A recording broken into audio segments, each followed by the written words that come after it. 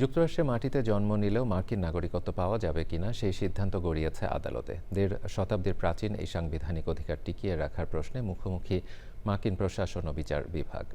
যুক্তরাষ্ট্রের নতুন অভিবাসন নীতিতে ট্রাম্প প্রশাসন বৈধ অবৈধ দুই ক্ষেত্রেই যে কড়াকড়ি আরোপ করেছে তা নিয়ে সমালোচনা বিশ্বজুড়ে। লাখো অভিবাসীর ভাগ্য ঝুলে আছে মার্কিন সুপ্রিম কোর্টের রায়ের উপর। লায়লা নওশিনের রিপোর্ট। ১৮৬৮ সালে প্রণীত মার্কিন সংবিধানের ১৪তম সংশোধনী অনুযায়ী যুক্তরাষ্ট্রের ভূখণ্ডে জন্ম নেওয়া যে কোনো শিশুই জন্মসূত্রে মার্কিন নাগরিক। তবে সম্প্রতি ট্রাম্পের কিছু নির্বাহী আদেশ ধাক্কা দিয়েছে যুক্তরাষ্ট্রের এই মৌলিক স্তম্ভে। দ্বিতীয় মেয়াদের শুরুতেই অবৈধ অভিবাসী ও অস্থায়ী ভিসাধারীদের সন্তানদের জন্মসূত্রে নাগরিকত্ব বন্ধে নির্বাহী আদেশ জারি করেছে ট্রাম্প প্রশাসন।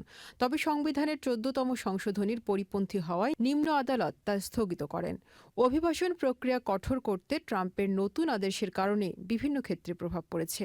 এর মধ্যে রয়েছে গ্রিন কার্ডের জন্য যুক্তরাষ্ট্র থেকে আবেদনের সুযোগ না থাকা, অবৈধ প্রবেশ রোধ ও বহিষ্কারের নীতিও জোরদার করা হয়েছে। তবে যুক্তরাষ্ট্রে জন্ম নেওয়া অনথিভুক্ত অভিবাসীদের সন্তানদের নাগরিকত্ব পাওয়ার অধিকার বাতিল করার জন্য নির্দেশ দেওয়া হলেও আদালতের আদেশে তা সাময়িকভাবে স্থগিত রয়েছে। আইনজীবীরা বলছেন, প্রেসিডেন্টের নির্বাহী আদেশ সংবিধানের চেয়ে বড় হতে পারে না। সুপ্রিম কোর্ট যদি এই আদেশ বহাল রাখেন তবে লাখো শিশুর ভবিষ্যৎ অনিশ্চিত হয়ে পড়বে। আর এটি হবে মার্কিন ইতিহাসের বড় একটি বিপর্যয়।